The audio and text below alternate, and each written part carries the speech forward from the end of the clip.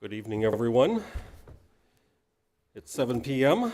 Time to call the Monday, December 18th, 2024 meeting of the Westfield, Washington Township Plan Commission to order. This is our workshop meeting in a different venue. There is a sign posted over at City Services. Hopefully there isn't somebody that has just seen that sign and is hustling over here, but we may have more arrivals. Meanwhile, the entire Plan Commission seems to be here, so we will get started, and the first thing we need to do is have staff confirm the presence of a quorum. Mr. Bunkefist? Present. Mr. Horke? Here. Mr. Kahn? Here. Dr. Keene? Here. Ms. Carlson? Here. Mr. McCarty? Here. Mr. Mooney? Here. Mr. Neal? Present. And Mr. Woodard? We have a quorum. We do. Very good. The agenda we have in front of us did have one item removed from it from what was circulated originally on Thursday. It's already been changed, so technically there's no changes to the agenda as we're looking at it tonight. So moving on, we have approval of the minutes of our December 2nd, 2024 meeting to consider. Is there a motion regarding the minutes of that meeting? Move to approve. Second. The motion was from you. Okay. Motion and second. We are all present, so we can do this on a voice vote. Everybody in favor of approving the meeting minutes from December 2nd, say aye. Aye. Is there anybody opposed or abstaining? Minutes are approved. If staff could now review the rules of procedures for tonight's meeting. Yep, so for this evening, tonight's meeting is a workshop, so just wanted to cover a few general rules of procedure. The department will introduce the petition, stating when the item was last before the Plan Commission. The Plan Commission and petitioner will then discuss the changes made to the ordinance using the issue list or petitioner slide deck as a guide for the discussion. Once the discussion is finished, the department will summarize the final changes that are expected to be made prior to the petition returning for a recommendation. So those are the general rules for the workshop meeting items, and just a few rules of conduct. Please do not disrupt the proceedings in any way. If you need to have a private discussion, then we ask that you please quietly exit the room. Please silence your devices at this time. If you must answer them, then please quietly exit the room. We would like to remind those attending virtually to please mute your microphone when not speaking. Thank you. Thank you. We have one consent agenda item to consider this evening. Is there a motion regarding approval of the consent agenda item? I'll move to approve the consent agenda item. Thank you. Second. Give it to Woodard. Motion from Dr. Keene, seconded by Chris Woodard to approve the consent agenda item. If staff could please call the roll. Mr. Bunkefist? Yes. Mr. Horke? Yes. Mr. Kahn? Yes. Dr. Keene? Yes. Ms. Carlson? Yes. Mr. McCarty? Yes. Mr. Mooney? Yes. Mr. Neal? Yes. And Mr. Woodard? Consent agenda item is approved. There are no items of business, taking us then to the first of tonight's two workshop meetings, first of which is petition 2408-PUD-19, Finley Creek Estates Planned Unit Development. If we can have an intro from staff, then we'll hear from the petitioner, and then we'll engage in some workshopping. So I will go ahead and get the site plan pulled up here, and then we will provide a brief introduction of this item. Yep, so thank you, President, members of the Commission. For the record, Weston Rogers with the Community Development Department. The item before you this evening is the Finley Creek Estates Planned Unit Development District. This rezone request is to establish the zoning district for a new single-family residential community. The subject real estate is roughly 44 acres in size and is generally located northeast of the intersection at Fremont Moore Road and West 193rd Street. This is just north of the recently approved Winterberg community and just west of the existing Atwater community. The proposed ordinance would permit a maximum of 80 single-family homes to be developed on the property in substantial compliance with the concept plan. This item was last before Plan Commission at the November 18th workshop meeting. The petitioner is here this evening, and they plan on providing a brief update to the project to the Plan Commission. With that, the petitioner and staff are available to answer any questions at the conclusion of the petitioner's presentation. And with that, we will turn it over back to the Planning Commission and the petitioner. Thank you. Thank you. Can you guys hear me okay? We can.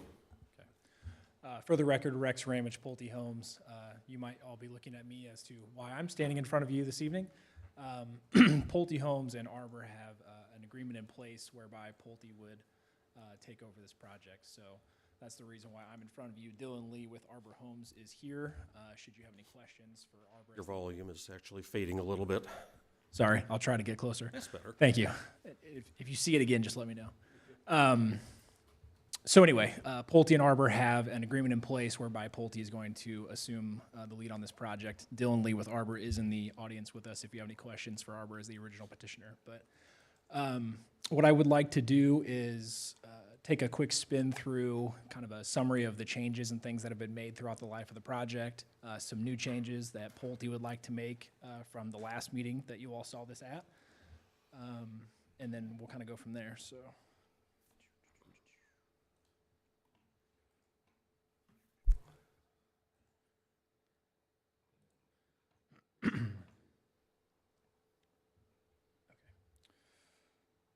So a handful of things here. The original proposal showed about 86 lots, all with 70-foot wide lots. As you'll recall, we are immediately west of and stub into or stub from the Atwater development, which is at the top of the screen here. The new proposal here that you see on the right-hand side of the page, which I believe you saw in November, has a mixture of 70-foot wide and 80-foot wide lots. Those 80-foot wide lots are the larger lots denoted in purple or pink or what have you, on the western edge of the project in the cul-de-sac area. Another big thing that I believe you all saw, but just to reiterate, is there is no access onto or from Fremont Moore Road. As I recall, that was something that had been commented on a few times throughout the initial introduction up until this past month. So just kind of wanted to make sure that we reestablished that there as well. Amenities have been kind of a topic of conversation throughout this project. The community garden plots and the open play area in this general vicinity have always been there. But then again, we've added the gazebo in the seating area and then the playground in this area as well. In total, there's about just shy of 20 acres or about 43% of the site that is within open space. One of the items that Pulte weighed in on very, very late prior to the last meeting, and I think there was some discussion on that, was related to the side yard setbacks and if there was a third car option that was bolted on to a home, how that could potentially encroach into or reduce the side yard setbacks. And I think one of the concerns was, is there going to be a third car garage on every single home, therefore taking away the separation of all the homes within the community, kind of making it seem like there is much more facade to the street frontage. So the answer to that is no. So that was a Pulte item. Just want to recap here that the home series that Pulte would like to propose is our crossing series. Those home plans are 48 feet wide. There's a ranch plan that's 49 feet wide. So it would be a 10-foot optional third car garage that would be a bolt-on to the side of the home. So theoretically, with a 70-foot wide lot and a 58-foot wide home, we would have about 6-foot side yards instead of the PUD ordinance, which has 8-foot side yards. So it's not a substantial difference, but it was one of those things where we felt that if the ultimate buyer desired to have the additional garage space, that it would be something, it would be a value add or an upgrade, so to speak. Didn't want to penalize ourselves in the ordinance for not being able to allow that to happen. One of the items was, hey, can you show us what that might look like? So what we did was took the floor plan and then a sample rendering of that floor plan. So on the left-hand side, you see it just with a standard 2-car garage. The floor plans that Pulte's offering, they either have that third-car garage bay accessible from the driveway, or we have what's called a tandem garage. The tandem being the red square on the floor plan down here that actually sits behind or set further into the garage that may not have an actual operating overhead door to access from. So how that would work would be if you have a standard floor plan like this with a 2-car garage, if they wanted to add on that 3rd-car garage, what does that look like? Ultimately, you still have the 2-car garage bay, you still have the tandem garage space or storage space, and then you have the optional add-on of the 3rd-car garage, pictured here. So we believe with the offsets, and the decorative garage doors, that would be an enhancement to the streetscape, but just wanted to kind of close the loop on that particular issue as it was a discussion item at last month's workshop.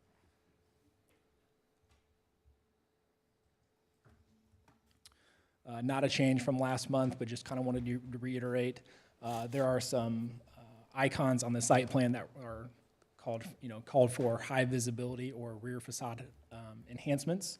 One of those things would be, a covered porch, extended, gathering area, which would be an extension of the living room, a separate, sunroom that's off the back of the home, those types of things. But the PUD already calls for that. Just wanted to make sure that that was not lost in translation as we transition from one builder to another, and then with the site plan changes that we saw. And then one of the last things before I flip over to a second document here, some folks have called out kind of the comp plan and the future land use map as maybe we shouldn't move forward with this project. But one of the things that I wanted to do was specifically show you where within the city this is, and specifically on the comp plan future land use map as well. So it falls, on this slide, it's just to the left of the star. And then on the right-hand side of the page, it is exactly where the star is in and of itself. The bright yellow area is the new suburban area in the existing comprehensive plan, and that is predominantly residential and a variety of housing types. And so with us falling into that category, we don't feel that this is, sprawl. It's not leapfrogging other development, as we're directly adjacent to Atwater, directly north of Winterberg. Our entrances actually align on 193rd Street with the Winterberg development. So just wanted to show this in context with everything else. And then specifically, we have two more slides that are for further context. So all of the projects that have been zoned are in this dark gray, black hatched areas within the city. Our site there, outlined in red, is where this Finley Creek Estates project would be. So one of the things that we notice as we continue to dive into this is that the comprehensive plan, it didn't really use natural features or roads as the boundary of where we set particular areas and land use categories, which is not, it's not a one-off scenario, but it's definitely not the most common practice that we see across multiple jurisdictions. Most jurisdictions use either a road or a creek or some other natural feature, to be able to break, or, parcel lines sometimes. They get that granular as to how they are breaking apart, identifying certain land use classifications. So with this site, we just kind of wanted to show that we are in context with the new suburban area. We are not leapfrogging development. This would be definitely in play for residential development. And of course, since we're not accessing or crossing Fremont Moore Road, we're very similar to the Winterberg project that's to the south, and then specifically as we transition from Atwater, which is 60-foot wide lots, to our yellow lots, which are 70-foot wide lots, and then as we continue to transition west, the 80-foot wide lots up in this cul-de-sac, very similar to how Winterberg transitioned to 80-foot wide lots on their western property line as well. So with that, we're here to answer any questions that you may have. There are a handful of things in the ordinance that were updated to kind of reflect the conversation this evening, and then with that, happy to answer any questions. Thank you very much. While the placement between us and the petitioner is substantially different, the intent here is we have the same kind of a discussion. So let's open it up. Are there questions, comments for petitioner, each other, staff regarding what is now in front of us with an updated Finley Creek Estates with an additional partner? Well, You want to start? I'll start off. Please. I would say that I have not changed my mind from the first meeting. I look at this as an infill project in an area that's not an infill. And two of us I know were on the original plan commission. Well, yeah, you were on 2003 also, were you not? I was. In 2007. And we realized that their boundary line is not some magic line out there, that it's open. But I think this is a good project to really lead the transition into the other area. So I'm having trouble supporting this. The only thing that would make me at least take a second look at this would be if all the western houses that are 70-foot wide would become 80-foot wide, so that now we have a more distinctive phase in into the other area. I know that cuts down the lot sizes. In my mind, this is an estate home area to begin with, just because previous councils and whatever did some approval. I don't want to continue that kind of process. I look at this as being the first chance we have to really work on what's going to happen to the west until the comp plan, the new comp plan is in place. So, and so my suggestion would be there have to be larger lots on the west side of this development. I'm not even sure that that would satisfy me, but it might satisfy other people. But as it stands right now,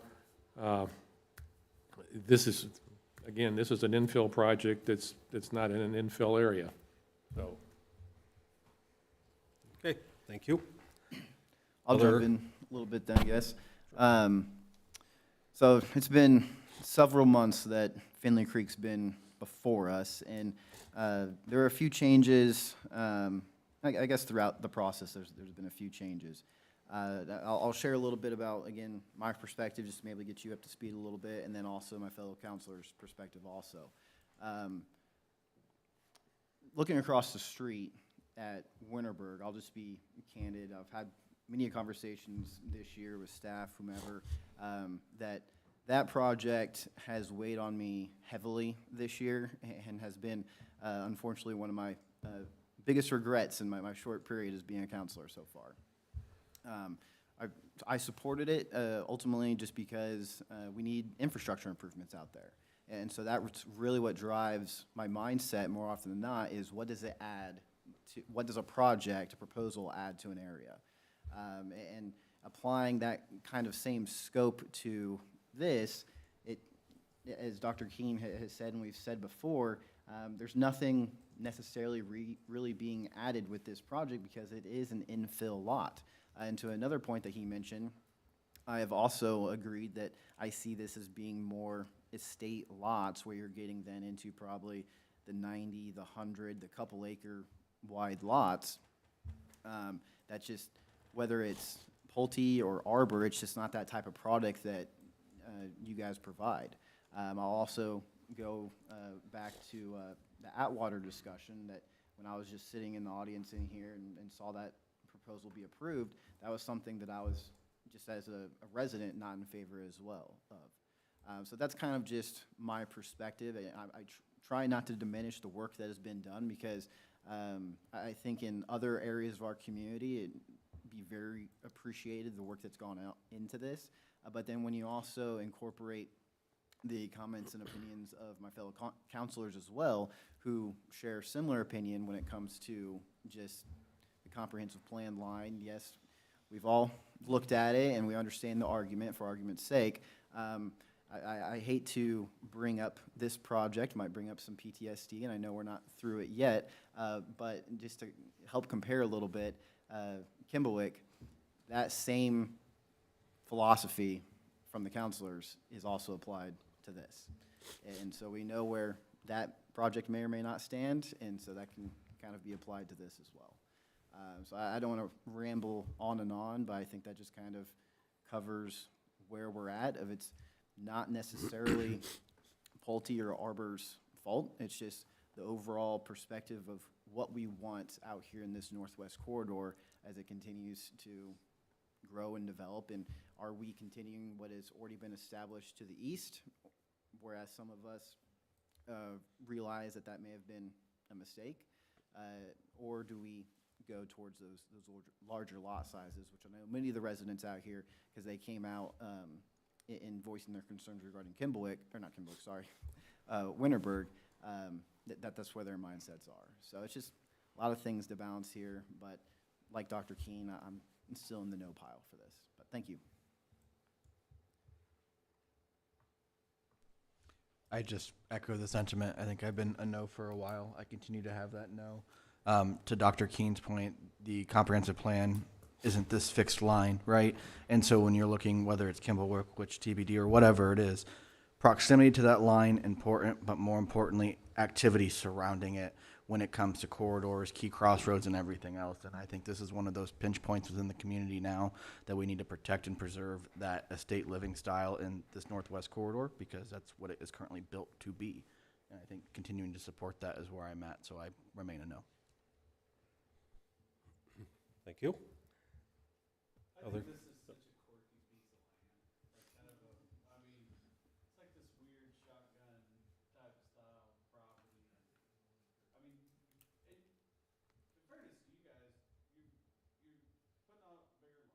We cannot hear whoever's talking. They need to step up to the mic, please. Is that better? Oh, much better. Yes, thank you. I'm sorry about that. The, We were- to repeat, I just thought that was this land's kind of a weird shotgun, kind of long parcel. They have actually made a transition in density. I do have a question that I'd like to hear you expand on. Is there any limitations on how many 3-car garages are allowed, or did I miss that? You did not. So this floor plan consists of five different floor plans. 2 of those floor plans already have a third car access from the driveway baked into the floor plan or the footprint. So 2 of the 5 would not have third car option, opportunities. So 3 of the 5 would remain. One of which is a ranch, which is not a highly selected floor plan, when we get into this price point, particularly in Westfield, which is a family, community. When I did the data today, or looked at the data today, excuse me, it's about 20% or so select that third car garage option blended across all 5 floor plans. Yeah.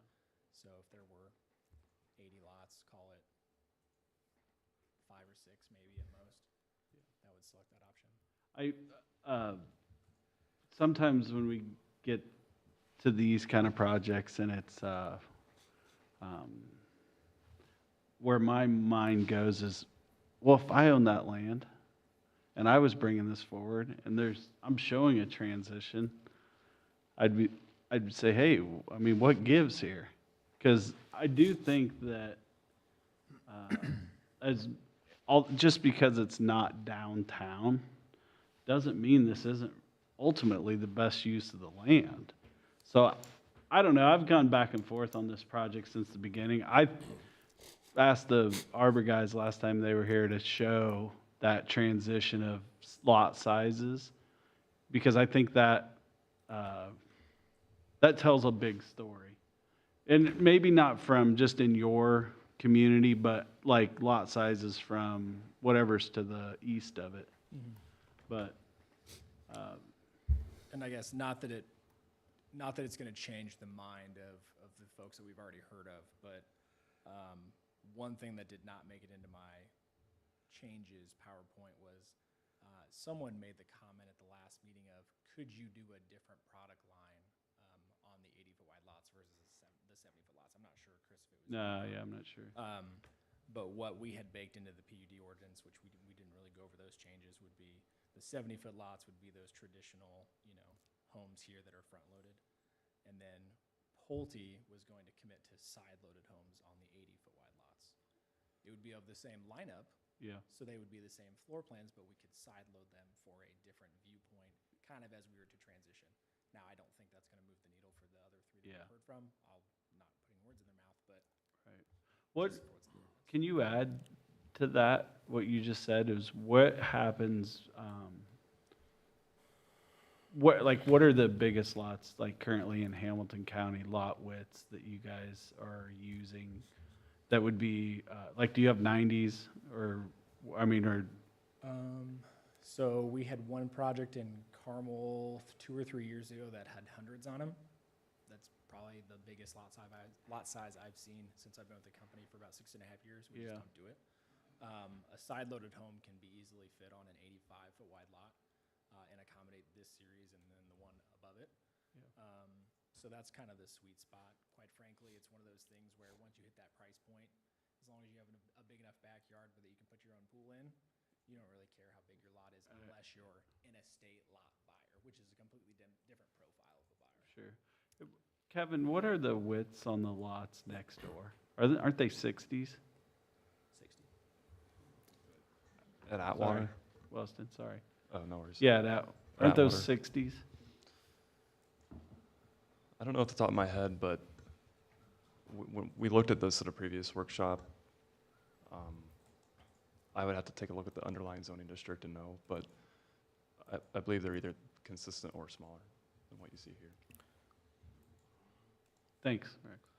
So I had a question, more for my fellow commissioners, just for my own education. I think the point that I'm hearing being made is that the lots are not big enough in reflecting, the other established residential that is to the left of this development. And the goal is to be more intentional about the lot sizes that are put in that area as they are compared to the larger lots that already exist residentially. And if that is the case, then what is to happen, and I'm generally asking this as a question, I'm not making a point here.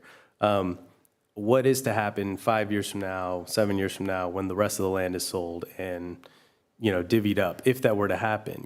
Is it we go with that in this direction indefinitely, or is there, just because it's the way it is now, that we're doing it, for that design now? But in the future, would it be different if it was sold around and sectioned off? And how would that play into this now? I don't know if my question's making sense, but. I'll take a stab at it.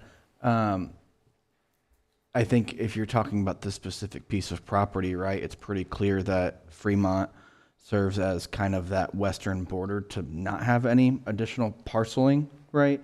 And so I think Dr. Keen's adjective of an infill project is the best descriptor here, because if you go back to when us 9 got together in January and we've looked to intentionally, using the word twice, intentionally define intentional transitions, how do we appropriately do that is the question. And I think given my shared feeling of this being an infill project, I feel as though this is one of those that we have to pass on to make sure not a year from now, 2 years from now, we're going, dang it, this was Atwater, this was Winterberg, this is whatever we have those feelings toward.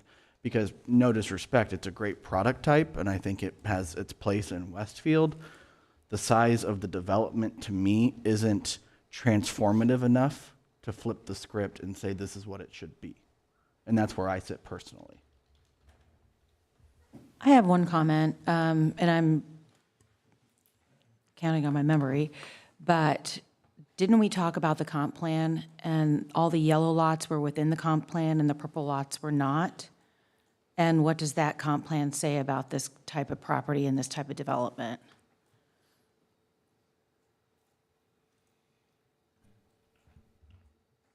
In general, I'll jump in and take a stab at it. Of the 3 parcels that are assembled here, the most southern one and 2/3 of the northern one that stack up in the shotgun are in the yellow new suburban. It's the very northern part of the primary north-south area, and then the dog leg is where it becomes whatever the next step is. So it's largely in new suburban as I it just think it meets exists the today. requirements of the comp plan. That's probably the most important things we need to consider. I mean, the houses look fine, as long as they don't, fight every other thing out there. I don't think I love the purple area at all, but I don't really have a problem with the yellow area if it's within the comp plan and it works with Atwater. If it fights with Atwater and the houses there and it competes with what's going on, that to me makes it more difficult for me to approve. But if it has a flow and it makes sense and the houses are similar and it's within the comp plan, then I don't think I would approve it if it's in the comp plan, but the purple part I don't really care for. It's just my opinion. Just real quick, jumping back in, so I get this thought out before I forget. What I would be kind of envisioning here, I believe also, not to put words in your mouth, but Dr. Keen and some other counselors as well. I was going on one of my monthly ride-alongs with PD, and we drove through Oak Park, on Oak Road at the southeast corner of Oak Park and 161st. And all of those lots are between half an acre to 1.5 acres. And so that's what I'm kind of visioning for this area.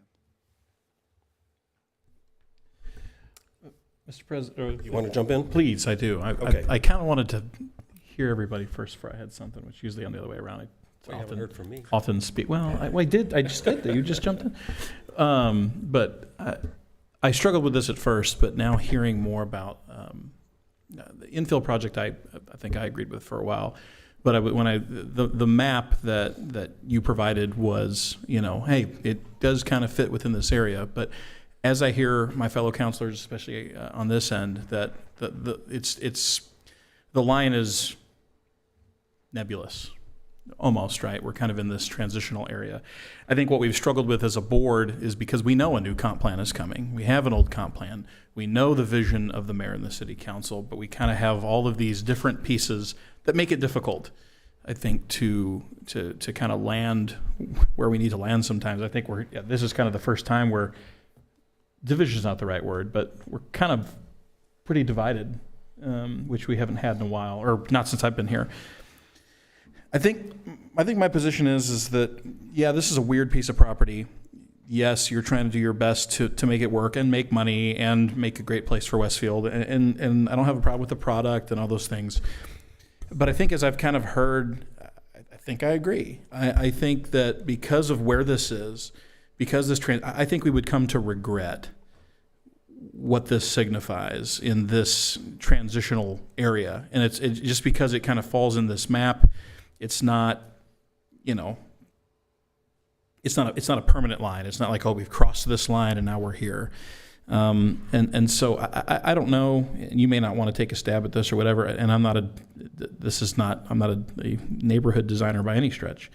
If there was a way to rework some of this to make it look more transitional, maybe it's not 100% what that area is supposed to transition into, but it's closer to where we're headed, would be helpful. And especially with your expertise coming in as kind of the new kid on the block for this particular project, maybe there's an opportunity to do that.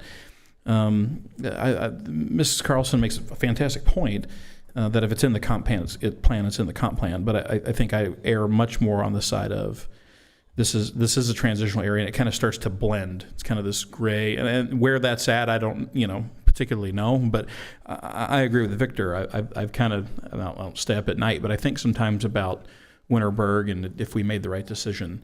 And part of that is because I was also the new guy. I was a BZA guy previously, and so for me, some of this was new. So at the end, I think unless I see some nod to that transition, even if it's not a full transition, I don't know that I would recommend it. And that's my personal opinion. Now, so I'm not saying that in finality. Maybe you guys will go work on it. Maybe you'll give up. I understand. Either way. But I think that's where I sit. Thank you. My recollection of what we established that became what we've been working with here, there are a lot of conversations that weren't necessarily the 200 members of the steering committee and all the associated folks that were on the comp plan, but you alluded to some communities that pick something that seems a little more logical as far as when you want to transition from one thing to another. Let's do it where this happens, as opposed to let's just have these lines. I've always been supportive, and it just wasn't loud enough back in 2006 or 7, that we never should have just colored the map the way we colored it. We really needed to learn how to blend colors. But there was also conversation about how difficult would it be to go out and figure out from property lines, where do we want to draw this zigzag to try to figure out. We'll do the new suburban here, but then we'll do whatever we think is next best a little farther out from the center city in this area, picking some of those kinds of lines of demarcation to use. Well, we obviously did not use that, and we colored a map, and I think everybody in this room's probably heard me say, we've spent way too many hours of conversation about, well, it's not in the yellow, it's in the light yellow. It's, I tend to, because of this history and over time, I kind of discount that, maybe more than I should, but I do. And I understand where everybody's coming from on what comes next. Well, we don't know what comes next. I agree that it looks much like an infill project, and just looking at the GIS that's on the screen in front of me here, which I always have to kind of look around and make sure I'm remembering all the context. Just a little further east is a couple of similar acreage parcels, a little bit less total. Man, that'd be a great little infill project right there, but we're not talking about right there. We don't want to close down the city right now either and say, we're just not going to approve anything until we have the new comp plan figured out, and then we know what's going to happen on the west side, or what our goal to happen on the west side of Fremont Moore Road would be. I also ask, if not this, then what? Because the folks that are fronting Fremont Moore Road probably aren't doing anything for a while. So if we don't do something like this or come up with another option, at some point the development will skip over this, and it'll go west of Fremont Moore Road and north of 193rd, or a little south, and we'll start seeing action there. And then whatever comes will legitimately be an infill project, and it might be this 5 years from now.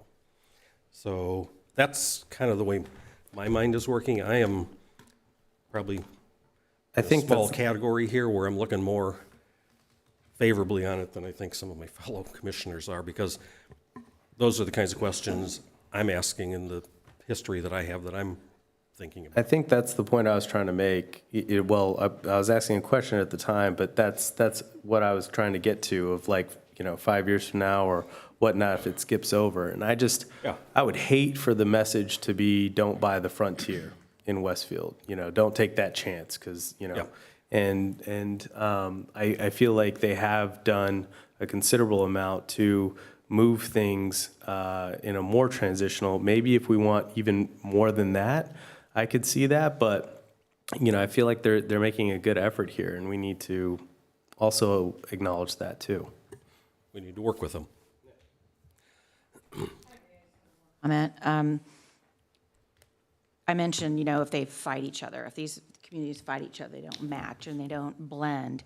But if this looks like a whole neighborhood at the end of the day, and it blends properly and appropriately, and it's all the same kind of a themed project, and it's not something that looks like a hodgepodge, I think it's acceptable. I still don't like the part, down in the other area, the purple area, but if you can make that one strip look like it's a part of the neighborhood so it makes sense, I think you're right. I think in 5 years, you don't know what's going to happen, but you guys have worked really hard on it.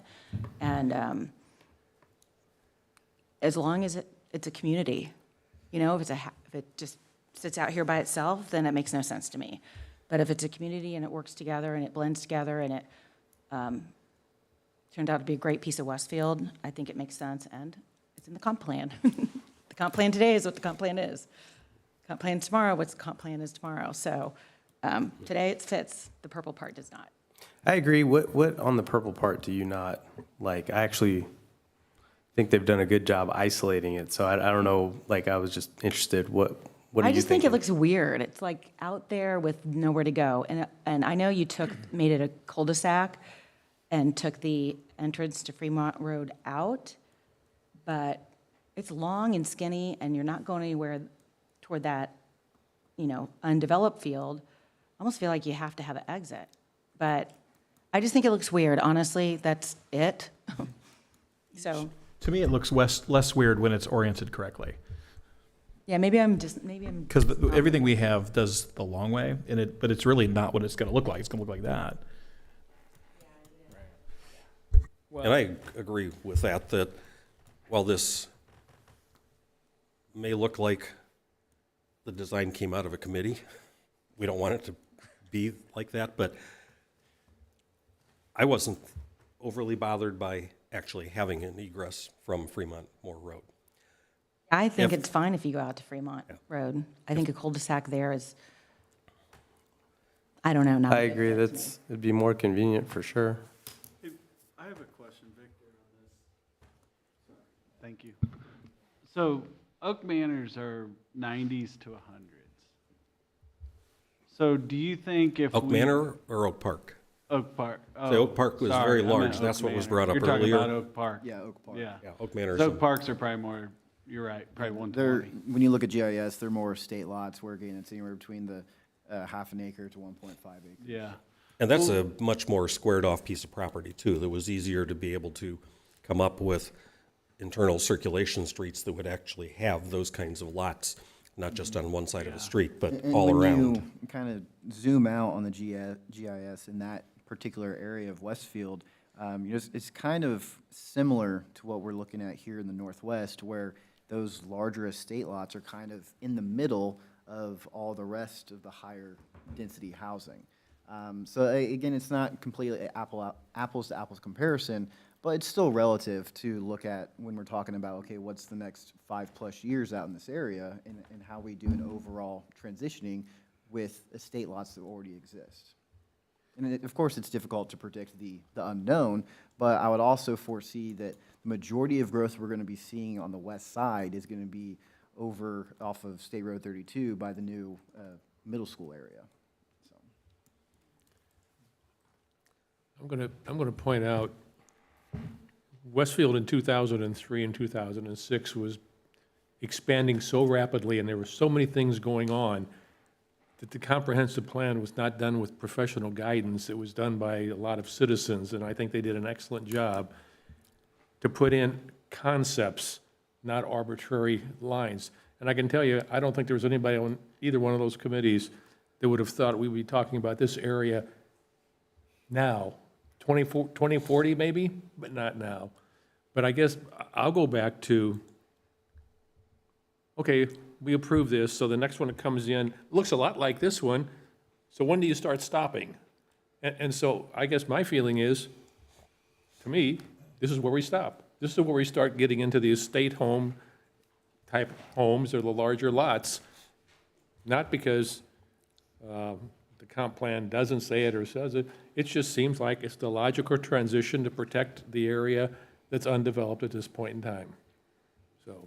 If you didn't have a crystal ball that knew that the folks on the east side of Fremont Moore Road, the ones that are being surrounded by this, were about to do something that we don't anticipate, then I would submit that Fremont Moore Road is a really good place to say, look, we're going to start to execute whatever our new vision is going west from there, because to see the Pictor Estates and whatever else the other properties might be classified as, Pictor Estate is just a few of those. They're unlikely to change in a long time. We're going to see growth well beyond Fremont Moore Road, while those remain just what they are today. It could be a long time after that. So I'm not real concerned about this being something that has the opportunity to be incorporated into another larger development. I've been wrong a lot of times. This might be another one of those times. But I'm thinking that we're looking at something here that, kind of to Stephanie's point, may look like an extension of Atwater in the eyes of a lot of the casual viewers and home buyers that might think, hey, it's a pretty nice place to be because we've got this neighborhood here, and then you can walk over to this place here, and they'll see more of what they have as opposed to trying to turn this into some of the other visions that we're discussing. But I also think, well, this is certainly not your entry-level housing. I'm not sure we need a lot of acre estates to help house the population that Westfield has growing substantially right now. So I think this is actually fitting a need, a reasonable need for the kind of housing that our population is growing and needing. If I could, at this moment. Please, yeah, jump back. This is supposed to be back and forth. Sure, yeah. So you're part of the back and forth, so please be part of it. So one of the other things that we feel, or one of the reasons why we feel this is an appropriate transition is because you don't typically see a subdivision with half-acre to 1.5-acre lots that has a stub street into another subdivision that has 60-foot wide lots. Not to say that that's bad, good, bad, or indifferent. It's just not standard, and Oak Park, to my knowledge, doesn't have a stub street into an adjacent community with the density of like an Atwater. So that's another reason why we feel if we're saying, hey, look, we have 60-foot lots to 70-foot lots to 80-foot lots, and that seems like a logical transition. While we haven't spoken with everybody who would be, kind of at our western border there, we've spoken with a number of them, reached out to all of them. And so I guess it's one of those things where with a limited geometry of the site, we didn't want to have, a straight shotgun road, which is kind of why you see the weaving. It does a couple of things. One, it allows us the opportunity to provide drainage in certain areas where it needs to go. And then it increases the buffers along certain areas, obviously some instances more than others. But it also lessens the impact of having 30 lots right on this western property line instead of maybe, 8 or 9 in this particular area, right? So, credit to the Arbor team and their engineers that, started this design off, but I certainly agree with it, having done this for a number of years, that this design is intentional to be able to provide, as much buffer as possible. I mean, we could certainly take a look at a more straight road that gives more buffer, on both sides of the street. You could do things such as deepen the lots, artificially put those buffers on the lots themselves to make them seem larger, but it really wouldn't change anything, I mean, we could make these lot sizes, 0.1 to 0.15 acres larger by being able to deepen them, but it doesn't change anything relative to the architecture and the streetscape of this particular community. Just a couple of thoughts as it relates to site design. Yeah, and I don't think anybody's been critical of what you just alluded to. If you're going to design something for a piece of property of these dimensions, it's not a bad way to do it, because you don't have room for 2 streets. You don't necessarily want one, and then a lot of little tiny cul-de-sacs that get kind of problematic. So, for what we're talking about, I don't disagree. Others can weigh in differently, but I think that it makes sense to continue to pursue it. We'll figure that out at our next meeting. I don't know how many other comments anybody may have here tonight. Just curious, what's the home price? These are every bit of probably low 5s to mid 6s easily. You throw a basement or some type of option on top of that, it gets up pretty quickly. But I would say conservatively, your average is going to be in the mid 5s to approaching 6. I would also encourage, just alluding back to, this is, I think, the 3rd or 4th workshop meeting now, and I know this is your first stab at it, but I think the lines are pretty well drawn as opposed to in the past with other projects of where we all might be. Some of us are on one side, some of us the others. That's completely fine, but I would just encourage, instead of maybe another workshop in the future, that we just have to come to a decision in whichever way that might hold. So. Sure, thank you. I appreciate everyone's feedback. Do you have anything you want to add, Brian? I think you're the only one we have not heard from yet. I was just taking it all in. Taking into consideration everybody's comments, I would even consider getting rid of some of the amenities with larger lots. Transition's important. I'm indifferent on access on Fremont. That part doesn't worry me as much. Straightening the road, indifferent. I just see if you could reduce some of the common space, green space to provide larger lots. I think if you get to not maybe an estate-sized lot, but I don't think they would care about some of those amenities as much, right? Like I would picture at that price point, if we talked on other projects, right? Like a pool in their own backyard, right? Like they don't care about some of the same amenities, and that's kind of what I'm picturing if you could transition to something like that. Maybe not acre and a half lots, but that's kind of what I'm envisioning. Sure. Hope that helps. Yeah, we can definitely take a look at something like that and see where it shakes out. If it doesn't move the needle, then we tried. Yeah. So this is a workshop meeting. It's not always feeling like it because of our change in venue here. Others are welcome to jump in, but staff should have been dutifully making notes about what it is that we're talking about here, and we always do a bit of a recap from the salient points that we've hit on. Do we have a list that you're prepared to go over to see if the petitioner and Plan Commission We do have a list. understand what we've talked about, and more importantly, where the petitioner might need to work on some things before they come back for the recommendation meeting? Yeah, we do have a list. We've tried to synthesize as much as we can. This workshop is a bit unique. It's more of a project update at this point. Yeah. So a lot of the same repeat comments from previous meetings. but we will cover just a few things that we had noted here. Yeah, I'll do my best to summarize what I heard, and I don't know, I mean, it may have been from one member, not necessarily a consensus comment, so it's gonna be your job then to sort through that and do with it what you will, but one comment, I mean, and these are probably the more tangible kind of feedback, ways to make the project quote unquote better or more palatable. I did not list necessarily comments where, there was dissension on the project in general. So first one, is there a way to make the project transition better to the west? Is that kind of what you were getting at, Mike? I think, yeah. Okay.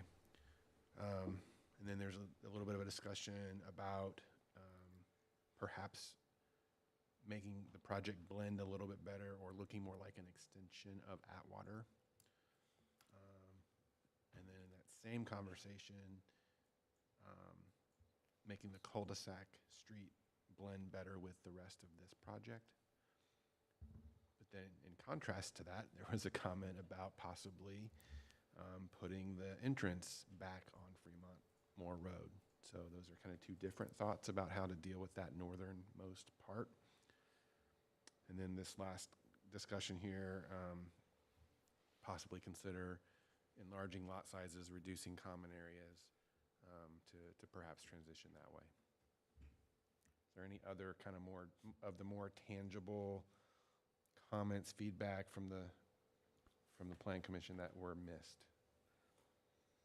And again, some of these are conflicting ideas, so they're going to have to sort through that. That's what we do. We do a lot of that. Well, I mean, usually I would say there's general agreement among this group on how to advance a project, and I'm not feeling that this time, so this is a little bit of a unique. The nature of the project and its location has driven that. Well, and if I might, but I think that reflects what's happening at council and any part of this conversation. We're all kind of baffled's not the right word, but we're just trying to find out. I think Dr. Keene said it best. Okay, where is it? If it's not this, then where is the transition? And we don't know. It could be here, it could be somewhere else. But I feel like we're feeling the exact same community-wide conversation about this area. It's reflected right here in 9 people. But I will say, even with a new comp plan, can't expect a hard, bold line on a map. No, absolutely not. And I'll just say one last thing in regards to a higher density product out in this area. Again, just referencing Atwater as I'm piecing through GIS right now, looking through it, that you can see in the aerial that it's been 5, almost 6 years since it's been approved, and it's been a very slow-going development as opposed to many other neighborhoods that have been popping up that were practically approved around the same time, and they're basically built out. So I think that just goes also into the philosophical conversation of when people are looking to move to Westfield, where they want a higher density product. Is it out here? Because just looking at that might not necessarily be the truth, and those who want a higher density product might be looking closer towards around Grand Park or downtown or just in other areas of the community. So I don't know how relevant that is to the conversation, but again, just as we're evaluating what type of product we would like to see out in this northwest corridor, let alone southwest or wherever else in the community as we're reaching these borders, is do we want them to be the higher density product or closer to the estate style living that people have come accustomed to out here? Any other final comments from anyone? I guess I would just end by saying I think that Commissioner Rooney's comments were my sentiments as well about maybe taking the green space and making the lots even larger, of what you can do to transition it. I don't know that this estate planning is the way that future Westfield residents are going to want to go versus the ones that are here. And I think we have to be aware that we're the 6th fastest growing city, and there are certain price points that are needed, and we're severely under have a shortage. So this may help with that, but I think that regardless, we should definitely strive as a commission to get into a direction that they could work with. You know, I hate to give anybody who comes up here ambiguous stuff where they don't have a road to go or a path to follow. And I don't think that speaks to what we're trying to do here in Westfield. So I'd really like for us to, you know, with that sentiment, try to work with whoever's up here to give them some pathway that, you know, they can work with. I think that sends a better message as to, you know, the development we're trying to accomplish. Thank you. Okay. Are we done? We'll see you back at a future meeting. Yeah, for now. Thank you for your time. Appreciate Look it. forward to seeing the results of tonight's confusing discussion in a salient proposal at a future meeting. Could I ask Kevin one thing while they're switching out? Yeah, please. Kevin, just that comment kind of prompted a thought in my mind. Does your department have any kind of a chart that shows how many approved lots there are in a $300,000 to $450,000 or $450,000 to $600,000, or because I'm not. Anybody can say we have a shortage of homes in a certain area, and it used to be how many SF2s do we have, how many SF3s? It's pretty easy to figure out. But I drive in this northwest sector quite a bit, taking my dog to dog care, and it seems to me like there's an awful lot of houses out there that are available to residents. So I don't want to be restrictive, but I also don't want to operate under misinformation. Yeah, so we do not track home prices. That's not something that we really have information on. I mean, we can, do our best to collect, what we hear at zoning, what they think the, prices might be, but we're not tracking that as time goes on. Maybe how many houses are approved that have 70-foot frontages and 80-foot frontages? Would that be that would be a big task to do. But I will say, part of the comp plan process that we'll be going through next year will include a housing study of sorts. So that may answer some of these questions. I don't know if it's going to answer all of the questions, but it'll certainly give probably us all a better picture of what our housing inventory and gaps and needs and those sorts of things are. Well, I don't want to put the staff through extra work, but as things come across your desk that you think might be beneficial for us for background information, pop it to us, would you please? Yep, we'll do. All right. Moving on, we have workshop item number 2 tonight. Petition is 2411-PUD-26, known as Ambrose on Main Plan Unit Development. I see Lauren is getting ready to provide us some opening remarks, and then we'll hear from the development team, and then we'll workshop. Perfect. Good evening, members of the Plan Commission. For the record, Lauren Gillingham Teague with the Community Development Department.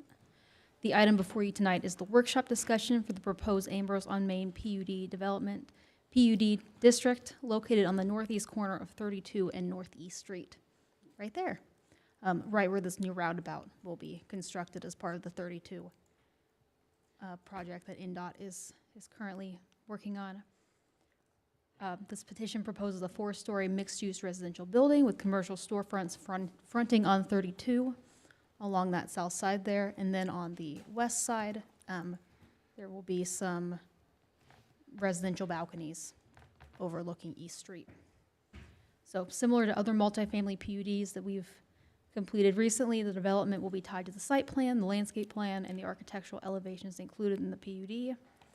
If approved, the project must be developed in substantial compliance with these exhibits. In the time since the public hearing, the applicant has supplied a modified site plan adding parking lot perimeter landscaping to the north of the Penn Street extension, up to the north of the angled parking spaces. And they've also provided additional parking data, which I outline in my staff report. Yep, if you want to scroll up a tiny bit, Kevin. Oh, never mind. This is the wrong exhibit. But on the landscape exhibit, you can see the perimeter parking lot plantings.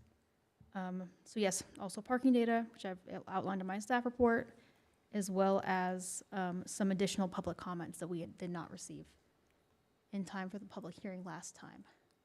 Yep, so up there, those tiny row of shrubs, they're not continued completely to the west because there's an area designated for future multimodal bicycle golf cart parking as part of the city's multimodal vision.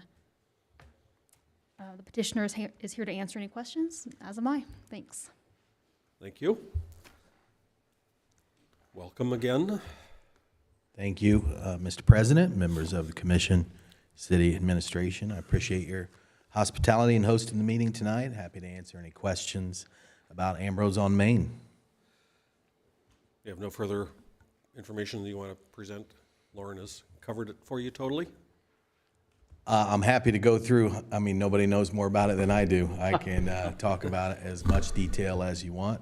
It's a mixed-use project. It's about 13,000 square feet of commercial space. It'll be a mix between kind of light office and light retail, but we will have a restaurant on the eastern end cap with outdoor dining. And there are 87 apartments on, as Lauren said, partially the north section of the first floor, and then there are apartments on floors 2 through 4. And we have amenities and plaza areas. We've got about 9,000 square feet of outdoor plaza areas for our residents and the public. And then we have a 1,500 square foot rooftop patio on the corner of the building, essentially overlooking the southern part of Westfield, downtown Westfield. And we have amenities throughout the building as well, fitness, all the amenities you would expect in a Class A project. We've got a great design team that we've done several projects with, and we've been eager to invest in Westfield and met with the mayor about his vision for this site, and are really excited to present this to you all and answer any questions you may have. I will say that the renderings and elevations you see before you tonight have been, I would say, thoroughly vetted by your city administration departments, from economic development through engineering, and even, I think, some third-party architectural consultants. So we're really proud of kind of where we have arrived. The project's improved quite a bit over the last 6 to 8 weeks from the feedback we've received, up to and including some comments that we received here recently on feedback from some of the neighbors, which we've incorporated. Mostly, we received a few more today, but everything we've received from both administration and neighbors, we've tried to incorporate if it's at all possible. Okay. Thank you. Go ahead. Mr. President, I have a specific question first. Obviously, the last time we talked about this, we had residents of the area who very passionately let us know their concerns. Sure. And I know you've had a lot of follow-up, including, I stood outside and watched you do really well with the outside conversation afterwards. Sure. I appreciate your level-headedness in that. Can you specifically, because I listened to a lot of that, and I know some of my fellow commissioners did not have the pleasure of being a part of that follow-up conversation. Very specifically, can you tell us, based on what feedback you received both in that evening as well as the neighborhood meeting, what are some of the specific things you did for this area of neighbors, both Hillcrest, and I think maybe some of the folks to the north were at the neighborhood meeting? I forget exactly what the geographic, Sycamore Street, thank you. Can you kind of specifically walk us through that? Because obviously we heard a lot about that, and I'd be interested to know that. Sure, yeah. The good news is, we'll start with that. The easy stuff is, if you watched the meeting or had any feedback, everybody loved the building. The architecture and the way it looked, and a little concerned about scale. The neighbors really, all the neighbors that were here were to the east. So there was a little concern about scale and what is that, how does that impact their lives, where they live east of Hillcrest and a little bit northeast of kind of Hillcrest and where Penn will tee into it. And, certainly can understand their concerns. And so everybody loved the building itself. They just weren't sure they liked it here in their neighborhood, as you guys know. And then it got into a few things. I mean, primarily it was they're kind of disappointed with the condition of Hillcrest, and they're worried that that's going to continue to deteriorate. And then I think there were some current concerns about additional traffic through there. You know, again, like I shared with all of the residents that reached out to me or I talked to, I'll always be honest with them. And here I think it improves their circulation with the Penn Street extension. And I don't necessarily believe it'll impact them negatively because there's no reason for our residents or guests. Really, they're going to come in. If you look at the entrances to our property, it's unlikely that they're going to circulate through Hillcrest. We are going to improve Hillcrest. We've added a sidewalk, as you can see on the, I mean, really something as simple as a sidewalk from their neighborhood down to 32 and the path and all the great things happening along 32. We went and reviewed and made sure that we were, I would say, everything we could do from a landscape perspective that was within what the feedback from the city has been. I mean, we looked at stuff like, okay, are we talking about walls? And that's not the mayor's desire. He wants walkable, open, pedestrian, friendly. And so then it was about, are we being sensitive with trees and bushes? And we are, and we added some per that feedback. They were worried about, was the rooftop going to be a bar? It's not. It's a resident amenity only.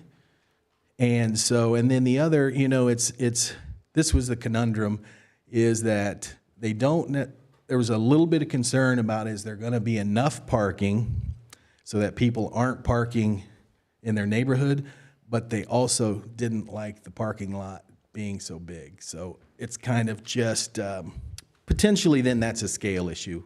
I think you'll see the parking that we've looked at, you know, in detail to make sure we got it right.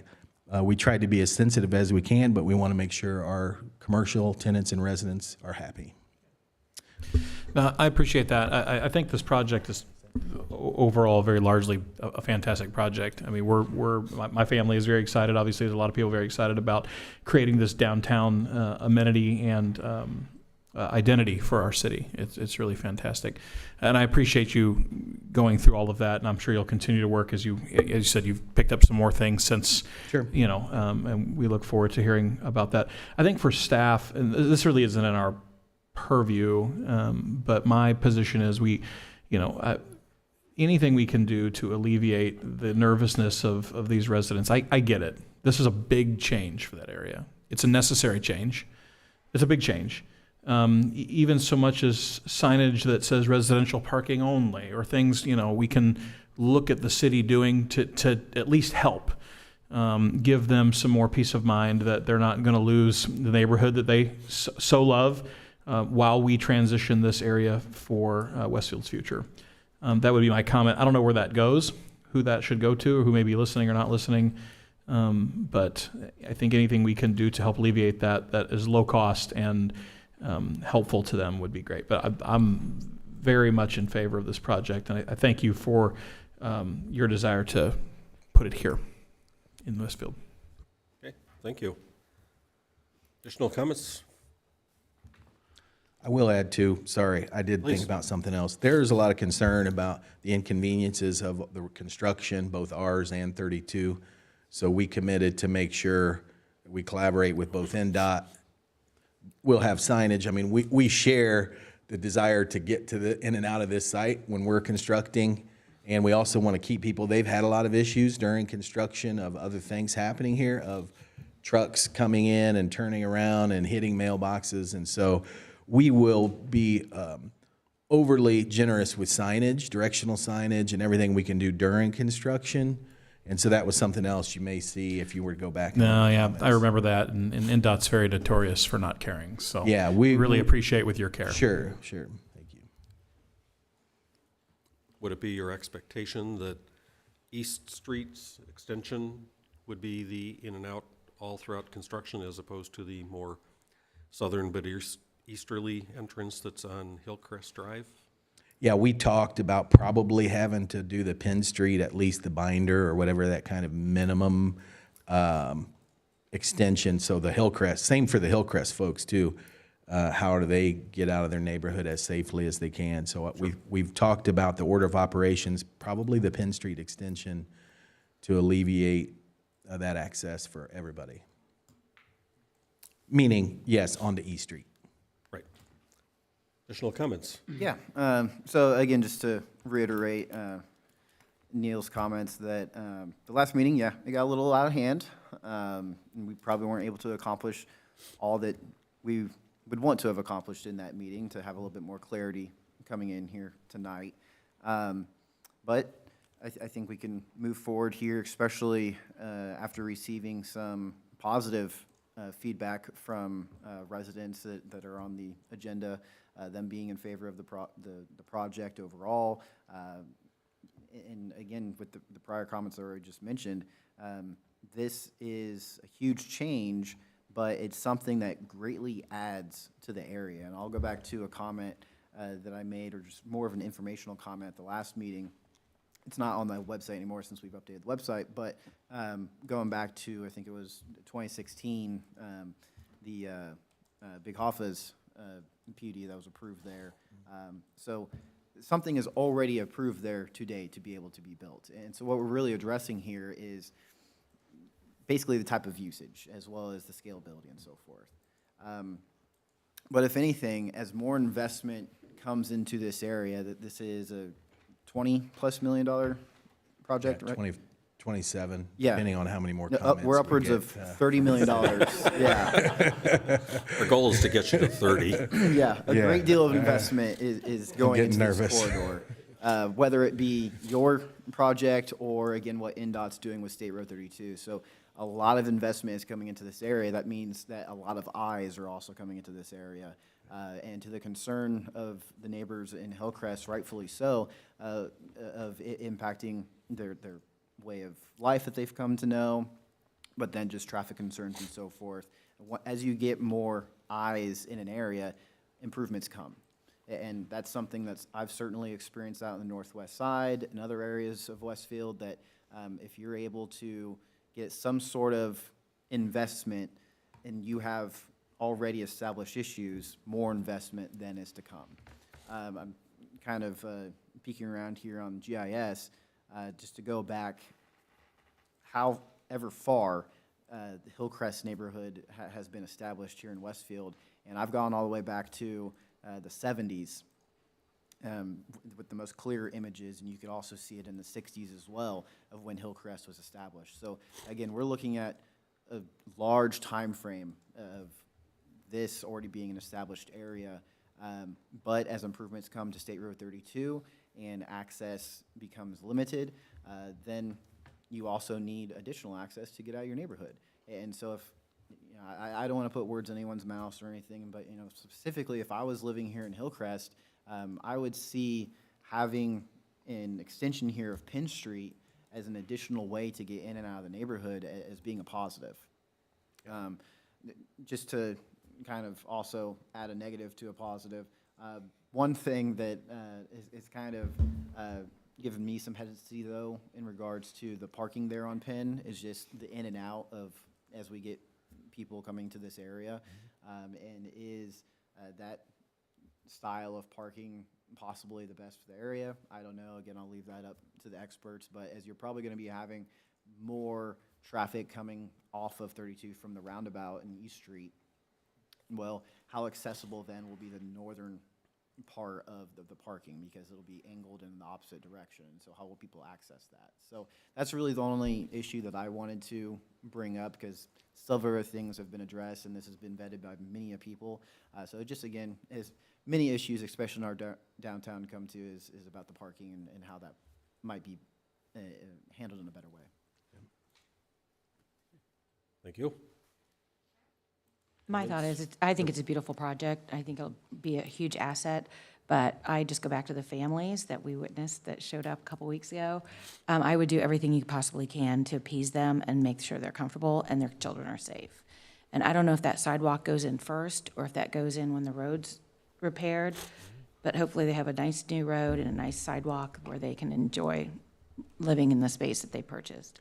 Yeah, and I'll say also, I think, Bill, didn't we add the sidewalk on the north side of Penn Street after, or Lauren?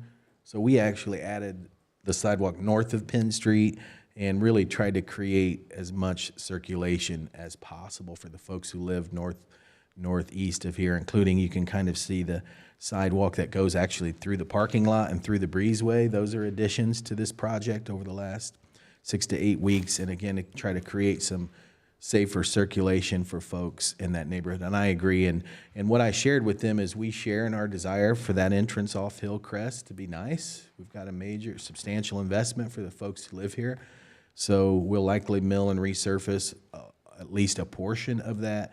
And the mayor has indicated his desire to improve these roads. And so like Victor has been saying, sometimes these developments can initiate some improvements. We would certainly be in favor of that and want to participate for that outcome, because I think it'd be good for both what we're doing, and I'd love to see that for the neighborhood as well.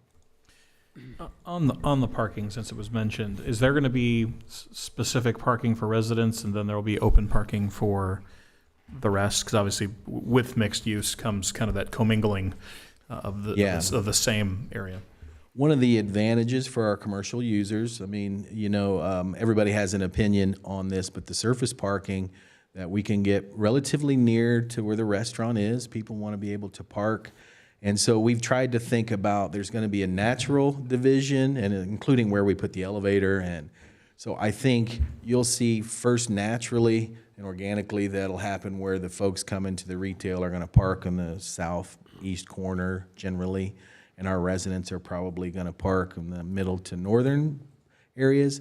And the other thing is the flex uses. We're really, and I think we're going to have, we are working with an office tenant for one of these spaces who are gone nights and weekends, and that's a good flex use. And so, you know, we're really mindful of that and how this parking is shared. And hopefully it'll happen organically, but certainly if we had to do signage or permits for residents, we want to make sure they're happy.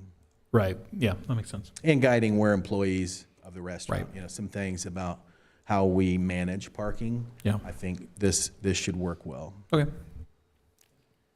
Just as that discussion was happening, I was kind of envisioning when Carmel was building up there downtown. I used to go to church in downtown Carmel, and we would go to Muldoon's after church, and back there, they would have signage for residents only in particular spots and so forth. So that might be a similar situation here to be able to reserve.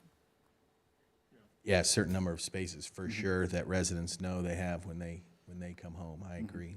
And then just one additional thing as I'm looking at the map, it's just very minor, but as living with grandparents who needed accessibility, having the two handicap spots up there in the upper left corner there, that might be some requirement to have it up there, but again, I think it would be more beneficial for it to be closer to the building, just those two spots in particular.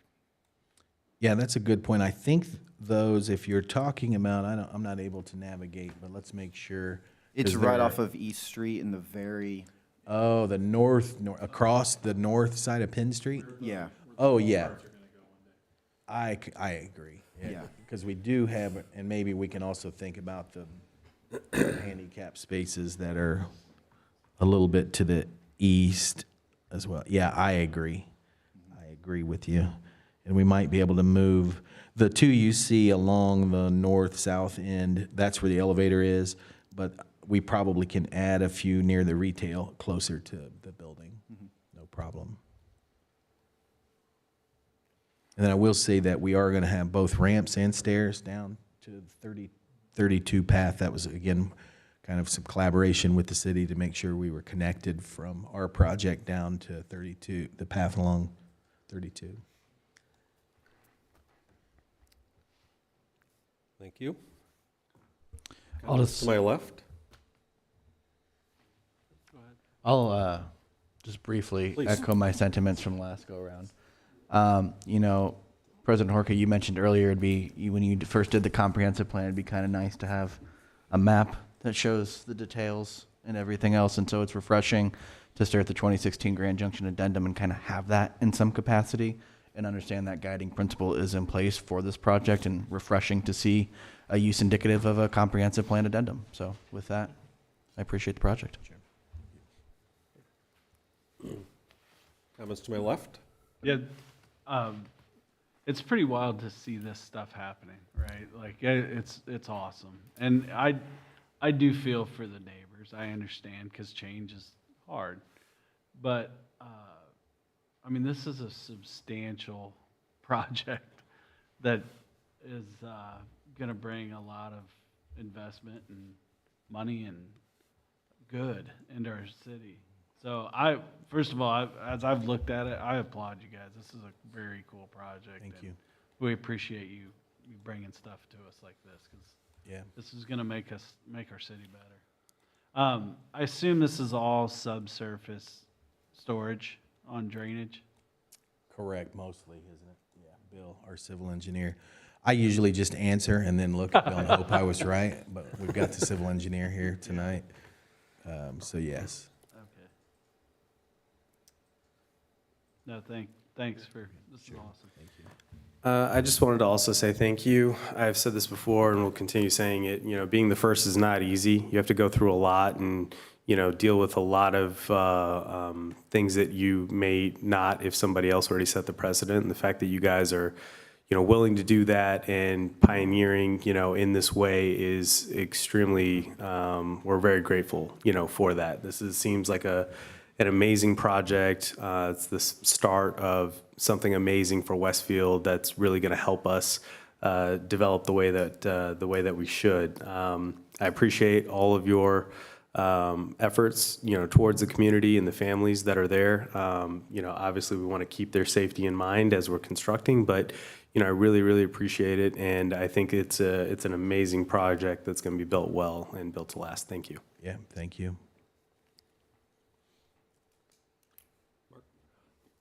I'll express my thanks too. I think this is one of 3 projects downtown, your project, Park and Poplar, and then I just call it the Old Town Development. I'm not sure it has a name, but they're 3 different projects, but they're all something that's going to really add to the downtown.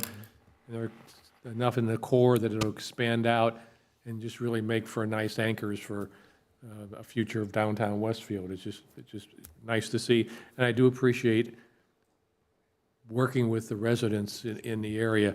I think it goes a long way to making them feel valued as residents in Westfield. Sure.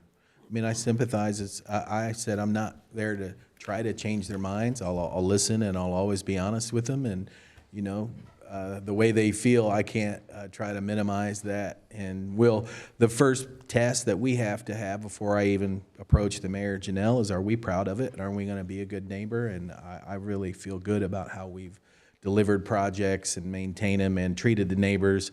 And I'm the guy they call throughout the project when there are issues. And I told the neighbors that, and they have my number, they have my cell number. And if you have texted, and they can call me if there are issues. Really, sometimes it's the only way I find out that there's a problem. And so I encourage them to try to hold us accountable, and I stand behind that. It won't be perfect, and some of them may never like it, but we'll be the best neighbor we can under the circumstances. Dr. Keene, I'm going to echo that really quick, because I was thinking about that the other day. Between this project, Park and Poplar, and the centralized Old Town project, whether it's pure luck or we have the best damn staff, maybe both, right? Like probably the latter, Kevin, I saw the nod.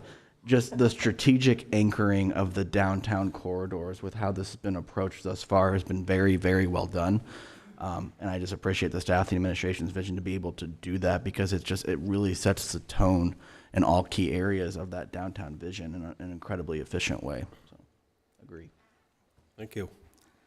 I'm anxious for this project for a lot of the similar reasons, and kind of dovetailing off of the last comment, what it is that hopefully will happen then between your project and Union Street, so that we can start to see a lot of new things. You've stretched the vision, the interpretation people will have of where downtown is. It's not just going to be this intersection of 2 streets that hasn't had much on it in a long time.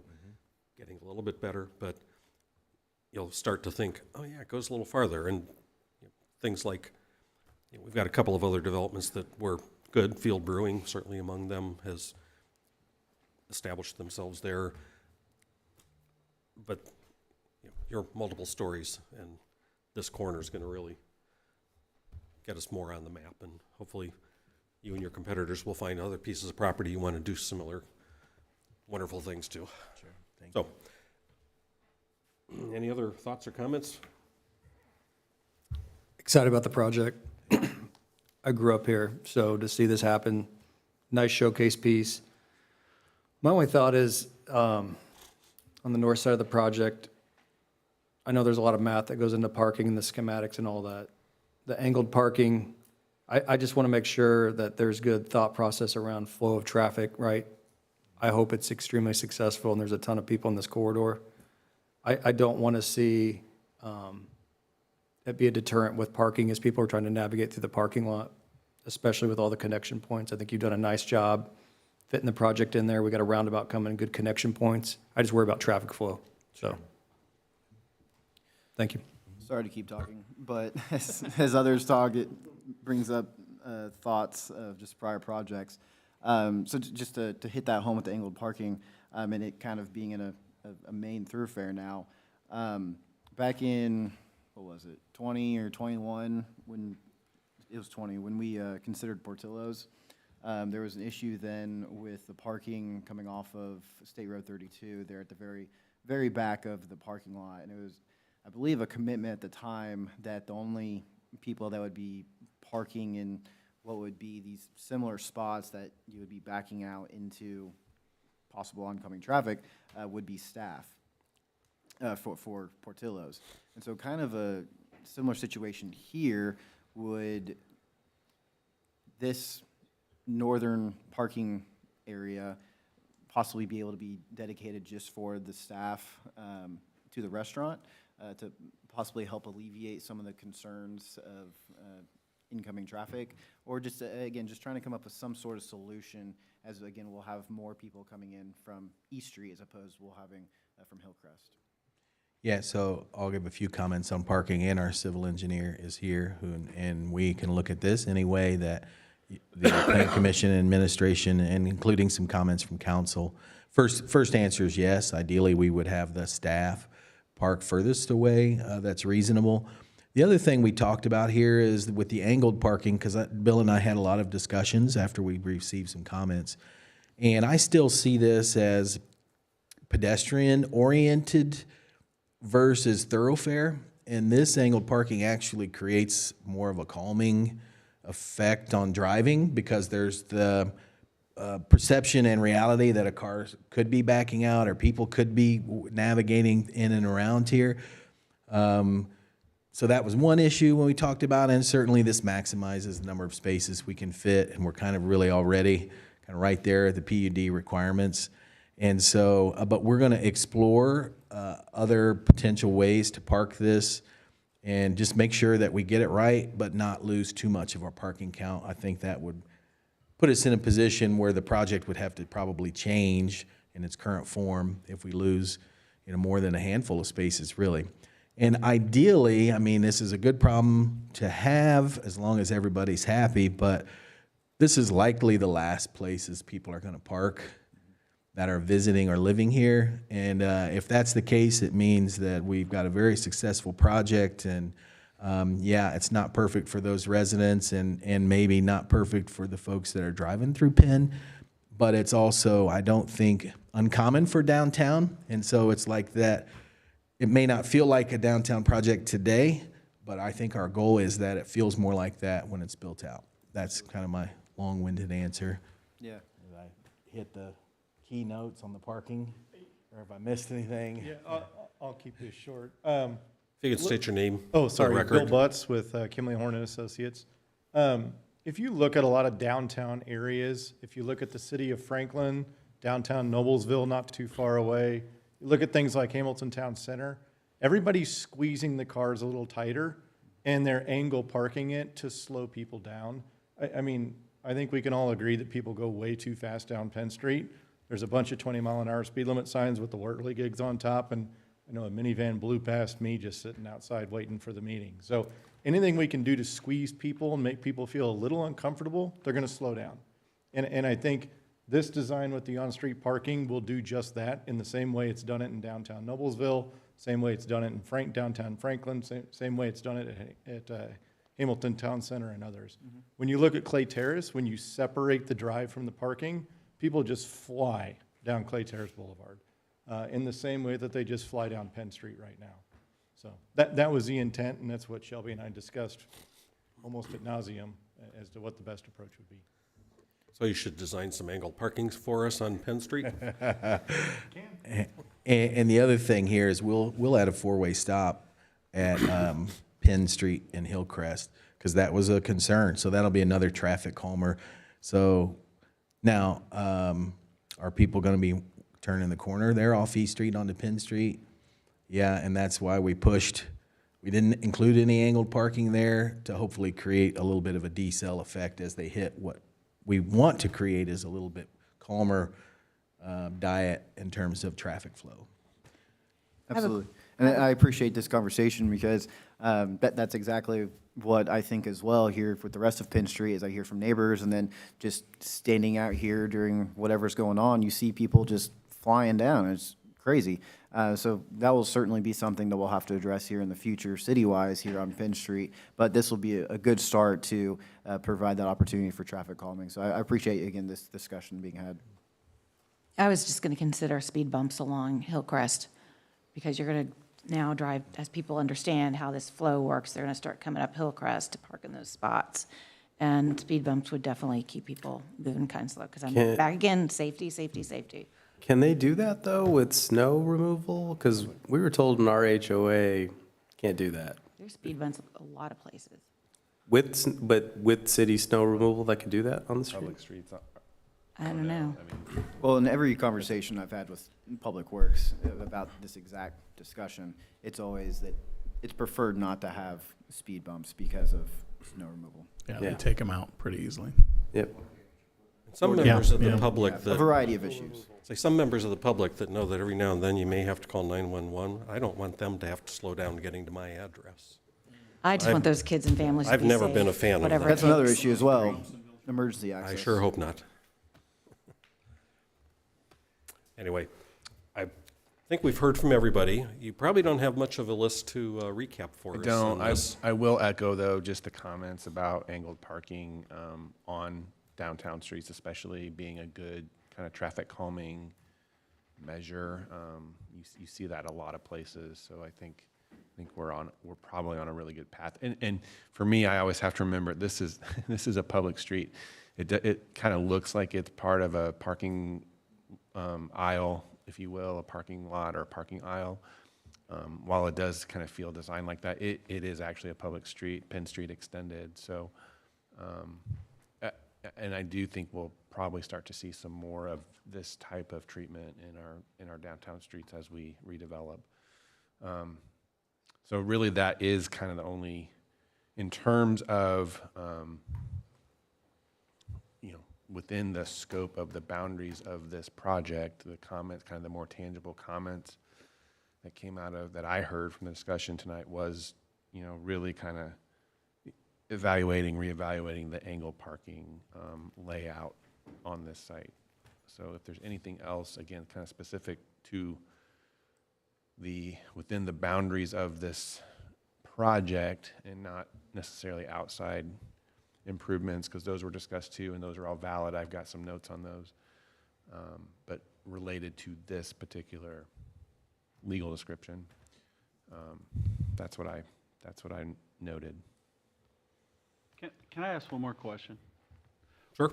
The green space out there along 32, did that turn into green space because of a requirement or by choice, or why did that not get expanded into? It's a low floodway, so Okay. we're not able to build in I there. got you. I personally like it as amenity for our folks. It's hard to get green space into a downtown project.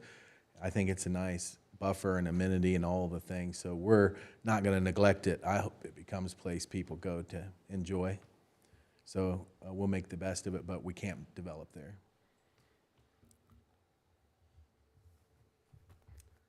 All right. We'll see you back in the Okay. future for a meeting where we'll presumably come up with a recommendation. Yes, sir. Thank you all. That completes our workshop items for tonight. There are 2 items continued into 2025 for future meetings. And then we go on to reports and comments. Are there any reports or comments from Plan Commission members for each other or staff? I have a question for staff. The Park and Poplar, what was the reason it was pulled? Was it just because they weren't ready, or is there additional comments inside of city government, or both? Let's say all of the above. I mean, Okay. there's still some final I dotting things and that T need to be worked crossing. out. Is there, process question, I suppose. We got a lot of comment after we waived the workshop meeting. I don't know if anyone Yeah. read some of that. Is there wisdom, maybe we can't unwaive it at this point. Is there some wisdom to send it there based on what's going on? Or are we confident that we think it can work itself out behind the scenes? Because, I mean, we all felt comfortable enough to do it, or at least most of us, can't remember what the vote was. But now we're at this place where there's clearly some discussion in the background. And I would be interested to know what staff thinks.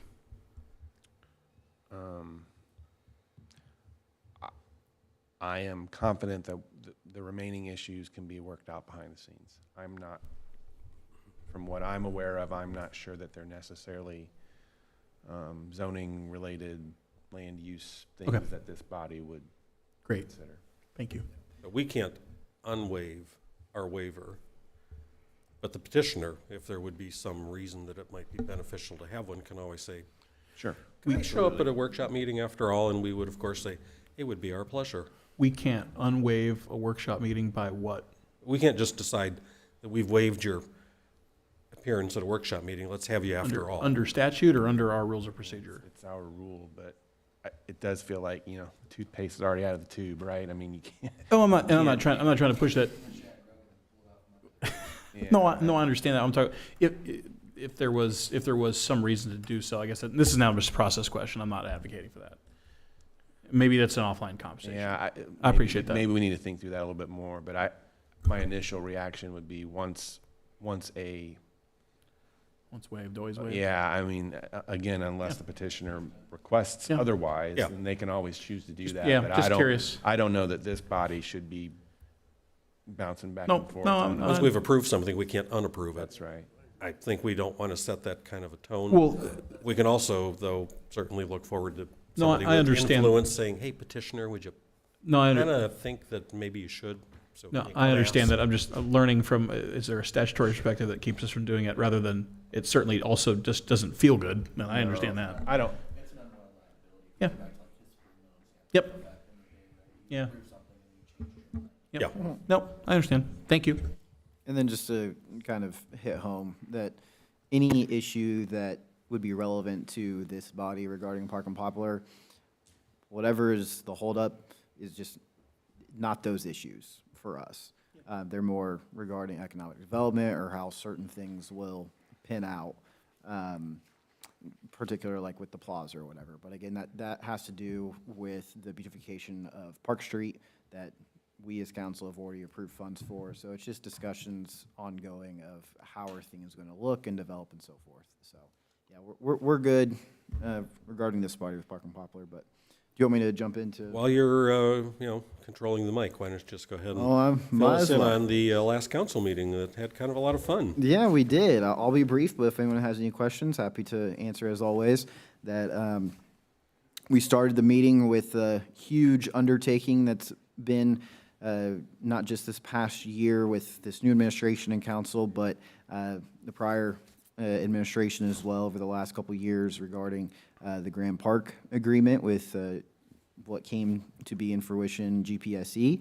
And that was after all negotiations, discussions, disagreements, so on and so forth, ended up being approved 7-0. So I said this previously, that as well as others said this as well, that for it to be 7-0 really is a testament to all the work that went into GPSE. Then we also had Ordinance 2447 and Ordinance 2467, which were the new rules and regulations for the mobile food vending operations here in Westfield. Those were approved. Then, gosh dang it, I forgot to change that number. Another ordinance regarding update to our UDO was approved. And then, oh wait, no, that's the same thing, sorry. I'm just reading my update from my page.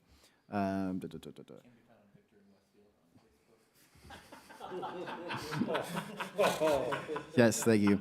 Ordinance 20, under new business, ordinance 2468, reestablishing the code of ordinances for Westfield. American Legal Publishing went through the process over the past year for our muni code, so that's been now ratified. Ordinance 2471 was introduced, which is a Grand Millennium PUD amendment. That's going to be kind of catty corner across from Park and Poplar. That'll be before this body next month. It's already an approved usage. They're just asking for a few changes. Y'all hear about that later. And then ordinance 2473, amending our traffic regulations here in Westfield. Speaking of traffic stuff, that was just introduced. It'll be up for adoption at our next meeting. Ordinance 2475, establishing the boundaries of 2 municipal riverfront development areas. That was also introduced. Ordinance 2476, additional appropriations. So, large meeting last time. If you have any questions, happy to help. I watched it all on YouTube. GPSC got a round of applause. Yep. Very good. Board of Zoning Appeals met. Yes, we did. Last. With exciting agendas. We approved a couple converting a sun deck into an enclosed sunroom. And then we also, up at North Union, where it kind of jogs and connects to East Street by Sylvania, there's a little development going in there of townhouses, and they're the 2 streets, they forward face, and so they rear face alleyway, and they wanted to add more brick to the sides and front that were visible and take a little bit away from the back, and it made all the sense in the world from an architectural standpoint and visibility standpoint. So we approved that variance, and 17 minutes after we started, we finished.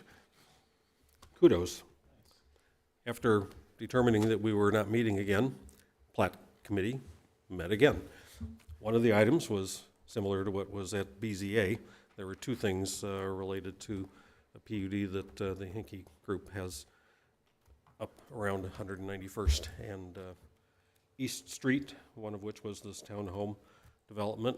We actually had some discussion about their access, determined that the engineering people probably did as good a job as they could have, and another was for an apartment use that'll be east of Emmy. And now we really are through meeting for the year because there are no more meetings to be had. So it was a busy week in city government in Westfield. Okay, Community Development Department? Yeah, with that, happy holidays. Hope you have a little bit of a break and are able to spend some time away. This group will not meet again until January 15th. That is a Wednesday. Our January calendar is always a little bit awkward, and just coming off the holidays, we want to make sure that people have time to kind of review things and get back into the swing. So we will not meet that first Monday in January. We have moved it to the Wednesday of the second week. So following the council meeting on Monday, we'll have it. And I think we'll have the BZA meeting the Tuesday and then Plan Commission on Wednesday, which is why it's Wednesday. So. Real quick, Kevin, sorry, just as you said, January 15th, just sparked a thought that something else is going on that night as well, which is the first year in review from Mayor Willis. Oh, fantastic. Well. So we might have to look at something. All right, well then stay tuned. We may be moving this meeting. How do your Thursdays look? Yeah. It starts at 7 o'clock. Is it 7? Yeah. Okay. Kevin, you could always do the BZA meeting at 6 and then do the APC at 7. There's 2 of us would be there for that, and that's a good suggestion. I'd be a little bit hard pressed to believe that BZA would be more than an hour. That's a good suggestion. If we can look into that. If you guys could possibly meet on a Tuesday evening. I think that's a very spectacular suggestion. I like it. Delaying till a Thursday, that's going to just cause mass panic, probably. Yep. Yeah, we don't want to right. confuse the world that much. Does there need to be an official action since that calendar was approved officially? Well, Or can it be administratively done? yeah, we can Because there's a note administrative, on there. we can modify it. What? Yeah. Perfect. I love that. No, yeah, well, as long as we properly notify the world that it has changed, we can do that administratively. Confirm that And can you happen, guys- let us know, and then we have on properly record notify even- the world. Yeah. All right, So that well- was it. It'll be, yeah. Is that it from community development? All right. Happy New Year to all.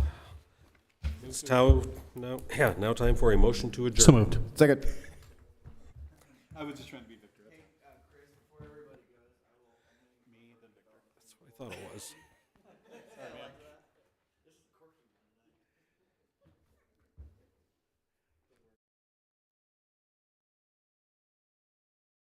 I'm sorry, did you guys adjourn? I missed it.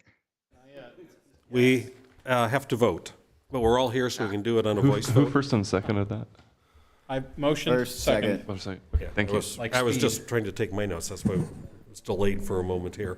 Sorry for moving too We're all quick. here, so we can do it on a voice. Everybody in favor of adjourning, please say aye. Aye. Anybody opposed or abstaining? We are now adjourned at 8:46 PM. Thank you, Brad. Thank you very much. Thank you, sir.